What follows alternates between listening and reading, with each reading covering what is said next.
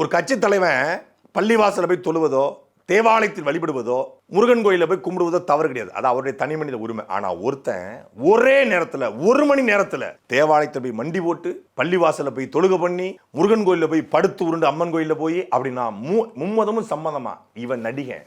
இதுதான் தப்பா இருக்கு. தேர்தல் பிரச்சாரம் முடிகிற முத நாள் ஒருத்தன் பள்ளிவாசல் தேவாலயம் கோயில் 3க்கும் போறான் அப்படின்னா அவன் எவ்வளவு தப்பான பையன். அதாவது உளமாற போறதா இருந்தா தன் குலதெய்வத்தை வழிபடுவாங்க, இல்ல பள்ளிவாசல தேவாலயத்தை வழிபடுவாங்க, இல்ல பள்ளிவாசல போய் பெரியவர்களை பார்த்து வருவாங்க. சரி, தப்பு இல்லை. ஆனா ஒரே நாள்ல 1 ஹவர்ல திருச்சிக்கு வந்து என் சென்னையில தேவாலயம் இல்லையா, சென்னையில பள்ளிவாசல் இல்லையா, சென்னையில கோயில் இல்லையா, திருச்சிக்குள்ள இந்த 3க்கும் போறோம்னா 3 சமூகத்துடைய ஓட்டு வேணும். ஓட்டு பிச்சைக்காக இவன் மண்டி இல்லை, இவன் எது வேணாலும் போடுவான். விஜயனுடைய தேர்தல் அறிக்கை, விஜயனுடைய பேச்சு எல்லாமே பாருங்க வாக்கை குறி வச்சு மட்டும்தான். வாக்கை எப்படியாவது வாங்கிடணும், எப்படியாவது வாங்கி வாக்கே வாங்கிட்டப்பா, 3 கோடி வாக்கு வாங்கிட்டப்பா, நீ ஆட்சியே பிடிச்சப்பா, எப்படிப்பா ஆட்சி பண்ணுவ தெரியாது.